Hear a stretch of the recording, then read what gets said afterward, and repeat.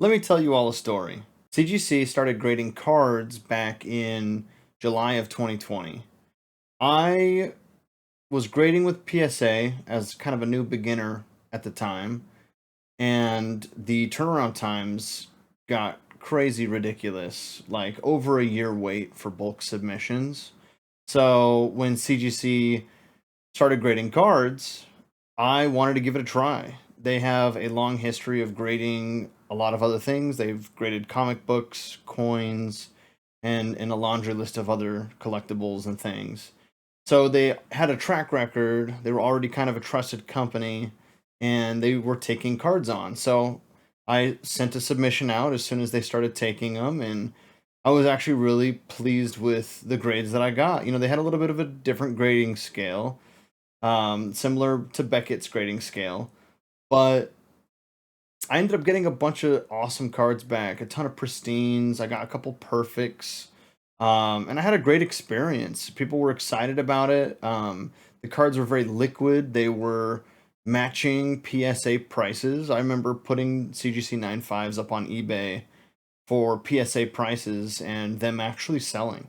Because CGC was so popular at the time as the new breakout company with a quicker turnaround time and a cheaper grading fee, they had to increase their prices because they were just getting so many cards sent to them. And they announced this big price increase that they were going to do in 2021. I was sitting on a ton of cards that I wanted to grade. uh, I was a novice grader. I didn't really know what I was doing. I didn't pre-grade my cards. I just pulled my own hits and sent them out for grading. Um, what I ended up doing was I sent before the before the new increased grading fees hit, I sent out over 1,000 cards to get graded by CGC, trying to capitalize on that cheap grading fee before they raised the price. To do that, my mom and dad, they run a pretty successful Amazon business, and so I asked my mom to cover the grading fees and that I would pay her back once they sold on eBay and I got that money back. And I was expecting just a ton of awesome grades. I remember telling my mom, "Oh, it's going to be great, we might spend $10,000 in grading fees, but these cards after they're done grading, they're going to be worth more than $50,000. I'll easily 5 times my money." And she happily paid it. Now, like I said, I made a couple mistakes. I just sent anything and everything that I had. I sent some hits, but I also sent a ton of like $2 bulk cards, V's from Champion's Path and from Rebel Clash. I sent a bunch of just non hollows and reverse hollows and oh, people like Eevee. I'm gonna send this common Eevee. So I sent bad cards, and I sent over 1,000 of them at one time. It was definitely one of the biggest mistakes I've ever made financially. When I got the grades back from CGC, out of all of those cards, more than half of them got an 8.5 or lower. I probably on average got about, around 209s, around 209.5s, but out of all 1,000 cards that I sent out, they gave me one pristine. One singular pristine. It was a rainbow rare Alchemy VMAX from Champion's Path. Like, even today, a pristine rainbow Alchemy VMAX is like a $30 card. So I was devastated. I was gutted. It was a horrible, horrible financial decision. We're talking the biggest deal I've ever made, and it went south. After I got those grades back, I just gave up. I didn't sell things. I didn't want to grade things. I stopped collecting.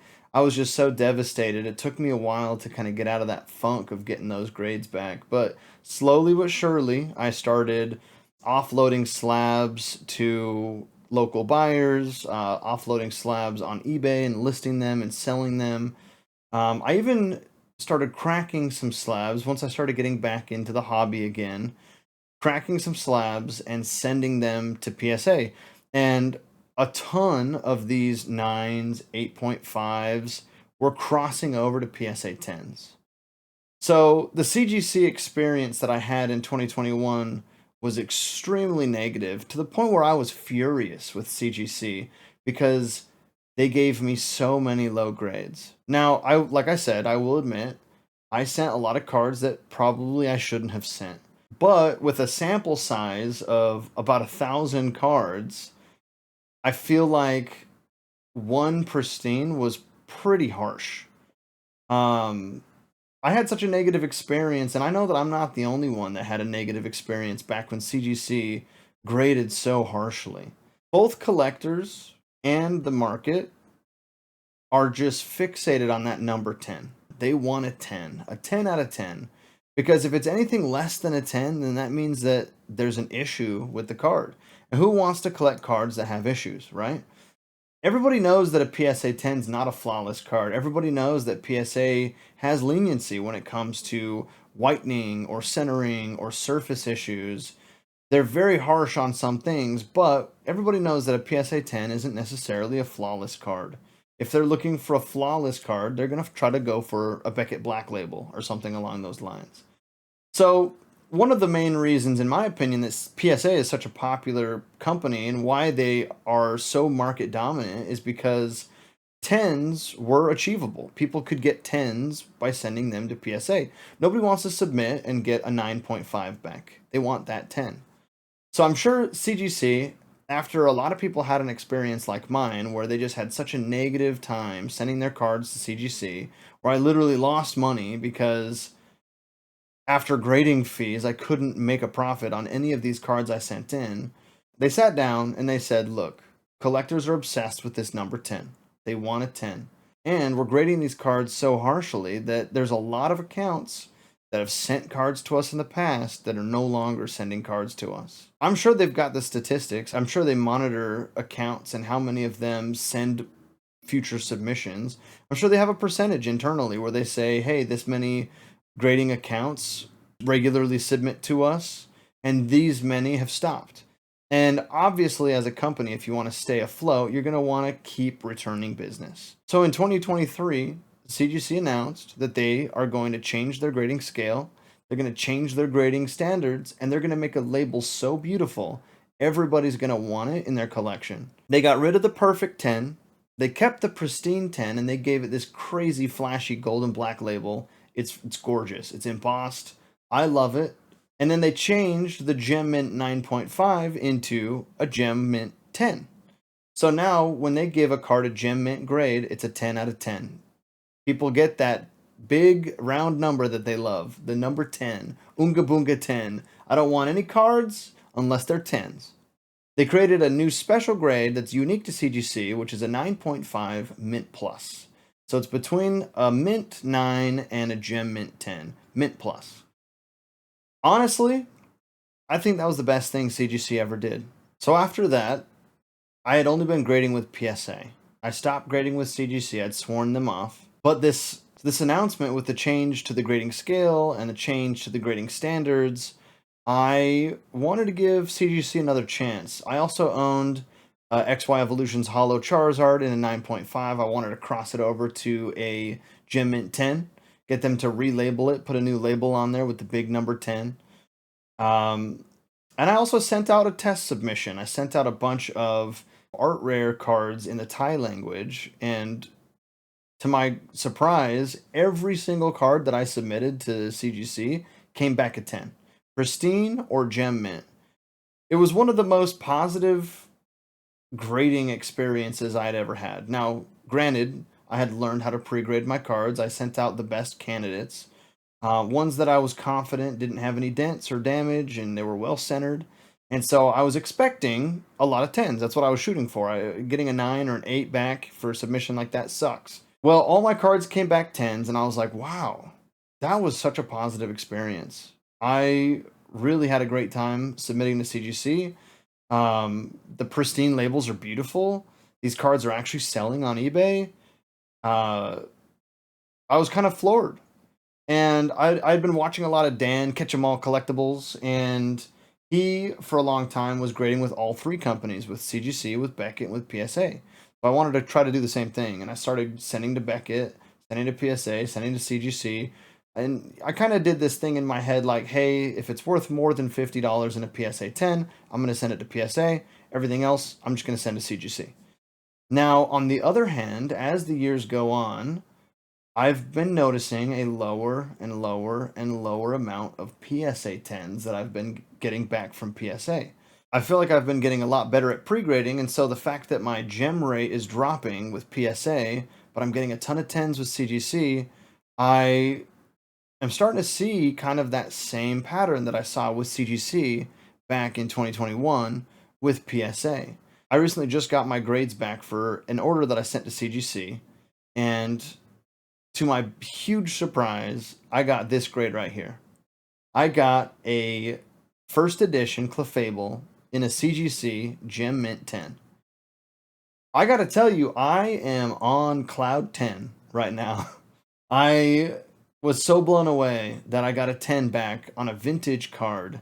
Now, is the Clefable a perfect card? No. It's not a pristine, and they even admit that pristines aren't even perfect cards. They just have much harsher guidelines for a pristine.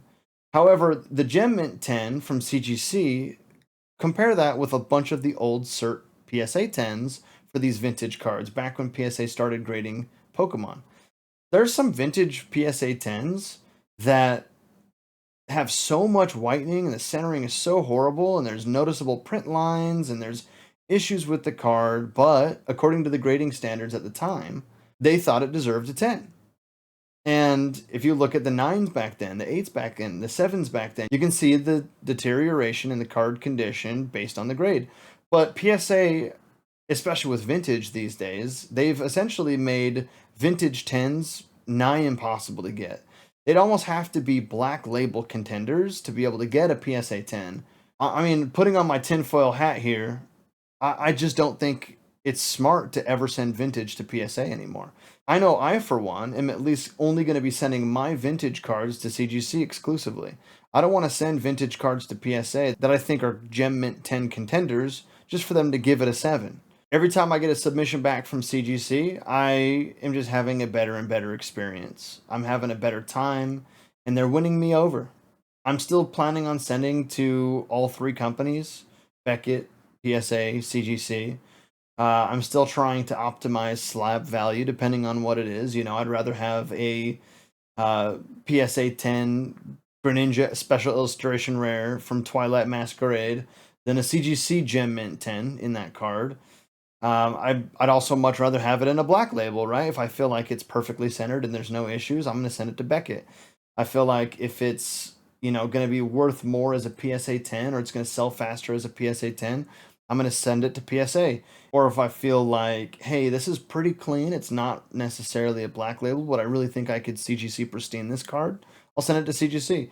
So just emotionally, really, some logic, but emotionally, I kind of decide what company I'm going to send each card to. I just hope that Collector, the owners of PSA, they don't complete the infinity gauntlet of grading companies with PSA, BGS, SGC, and then also acquiring CGC and Tag. I don't know. If they were to get all 5 of those grading companies and just be the dominant company where we have literally no other options, it would be a monopoly. I would hope the FTC steps in and stops a deal like that. I wish they would stop the Beckett acquisition personally. Ultimately, I wanted to make this video just to kind of share my experience with how negative of an experience I had with CGC, but how the changes they implemented in 2023 actually won me over, and I'm back to grading with CGC full force. Just in the past 6 months, I've probably submitted 200-300 cards to CGC, and I've really been enjoying it. I've really been enjoying seeing those pristine labels. I think the pristine label is the most beautiful label on the entire market. It's the most eye-catching. It's the most appealing. You got that huge number 10 in the corner there. Gold ink says pristine. It's embossed. It's gorgeous. The only feedback I'd have for CGC, however, is I just wish the Gem Mint label was a little bit different from the Mint label or the Mint Plus label. Kind of like how Beckett has, you know, gem mint and pristine gold, and then black labels or black label. I kind of wish gem mint was still a little bit better looking than the Mint Plus or the Mint labels. Um, I also hate the freaking white cardboard dividers that they put in the boxes that get cardboard dust all over your cards. What I've been doing to kind of curb that issue is just using the CGC scans for my eBay listings instead of taking my own pictures. Because I'm always afraid that when I take a picture of my CGC card, people are going to think that that white dust is whitening on the back of the card or something. I'm really happy with CGC. I just think that all that they need to do is keep their head down, keep their pricing cheap, keep their turnaround time quick, and keep their grading standards the same. If they just keep doing what they're doing, they're just going to keep taking more and more of the market share. I'm a little bit nervous about what's going on with PSA and Beckett, the scandals that have been happening recently. Only time will really tell what happens with the market. I'm not going to pretend to be some guru with a crystal ball that knows what's going to happen in the future. I don't know. But as long as all of these cards just stay liquid and profitable, I'm going to keep using all three companies. I'm going to keep selling my cards to buy more cards because I just want more cards. And I'm going to keep using those cards to buy the cards that I want for my own personal collection. My favorite Pokemon is Sableye. So I've got a pretty good Sableye collection back here, and it's only growing. I rambled a little bit in this video, but you know, if you made it to the end, drop your favorite Pokemon in the comments. Let me know what your favorite Pokemon is. Thank you guys again so much for watching. I actually stream all of my card condition checking, my sorting, my eBay listing, my determining what cards go to what grading company. I do all that on my Twitch. So if you guys want to drop a follow on my Twitch account, and hang out while I go through my cards, and you can kind of see the stuff that I pick up and the stuff that I sell. I'd really appreciate that.